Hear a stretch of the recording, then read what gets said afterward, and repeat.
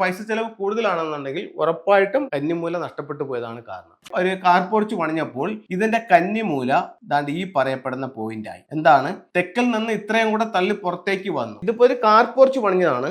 ചിലര് തെക്ക് ദർശനമായി വീട് വെച്ചിട്ട് ഈ രീതിയിൽ ഒരു സിറ്റ് ഔട്ട് പണിയും. എന്നാലും ഈ പ്രശ്നം അവരെ ബാധിക്കും. വളരെ വളരെ ശ്രദ്ധിക്കേണ്ട ഒരു ടോപ്പിക്കാണ് ഇന്ന് സംസാരിക്കുന്നത്. തെക്ക് പടിഞ്ഞാറുള്ള ദോഷം. ഒരു പ്ലാനിലേക്ക് പോകാം. ഇത് ഒരു വീട് ആണെന്ന് കരുതുക. വീടിന്റെ മറ്റു റൂമുകളും കാര്യങ്ങളും ഒന്നും ഞാൻ വരയ്ക്കുന്നില്ല. ഇത് ഒരു സ്ക്വയറോ റെക്ടാങ്കിൾ ഷേപ്പിലോ ആയിരിക്കണം എപ്പോഴും നമ്മുടെ വീട് വരേണ്ടത്. അതല്ലാത്ത ഏതൊരു വീടുണ്ടോ അതെല്ലാം വാസ്തുപ്രകാരം ദോഷമുള്ള വീടാണ്. ഇത് ഒരു വീടും 8 ദിക്കുകളും ഞാൻ അതിനകത്ത് മാർക്ക് ചെയ്യുന്നത് വീടാണ്. ഈ സ്ക്വയർ അല്ലെങ്കിൽ റെക്ടാങ്കിൾ ഷേപ്പിലൂടെ ഞാൻ വരച്ചിരിക്കുന്നത്.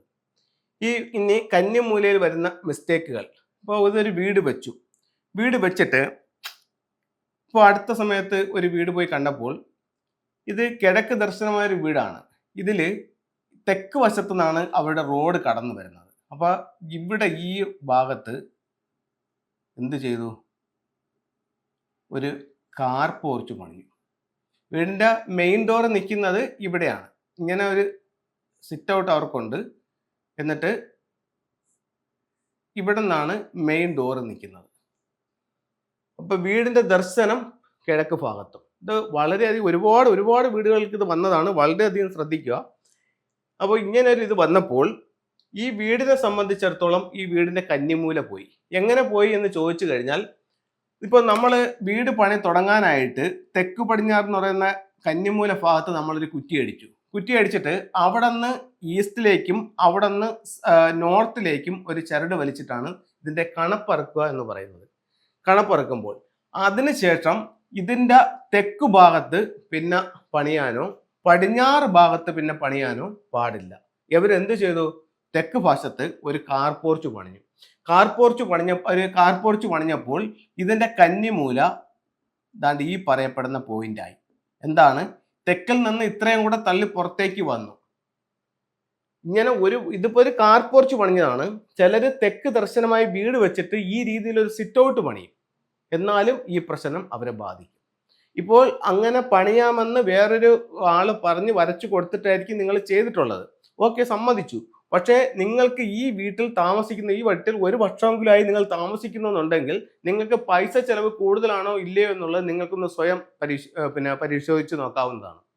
പൈസ ചെലവ് കൂടുതലാണോ ഇല്ലയോ എന്നുള്ളത്. അപ്പൊ അങ്ങനെ പരിശോധിക്കുമ്പോൾ നിങ്ങൾക്ക് പൈസ ചെലവ് കൂടുതലാണെന്നുണ്ടെങ്കിൽ ഉറപ്പായിട്ടും ഇതിൽ തെറ്റ് സംഭവിച്ചിട്ടുണ്ട്. കന്നിമൂല നഷ്ടപ്പെട്ടു പോയതാണ് കാരണം. ഇനി മറ്റു ചില വീടുകളിൽ ഇതിവിടെ ചെയ്തിട്ട് ഇവരുടെ കിച്ചൺ ഈ ഭാഗത്തായിരിക്കും. ഇവർ എന്തു ചെയ്യും? ഈ ഭാഗത്ത് ഒരു വർക്ക് ഏരിയ പണിയും.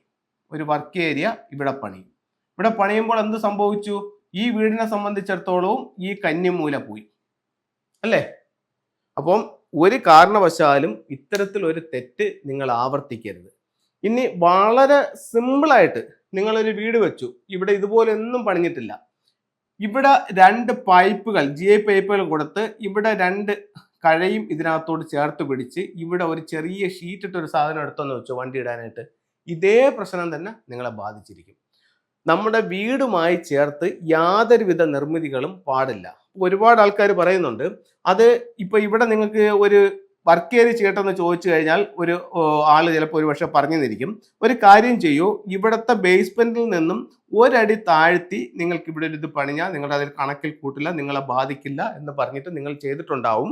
പക്ഷെ ഉറപ്പായിട്ടും നിങ്ങളത് ബാധിച്ചിട്ടുണ്ട്.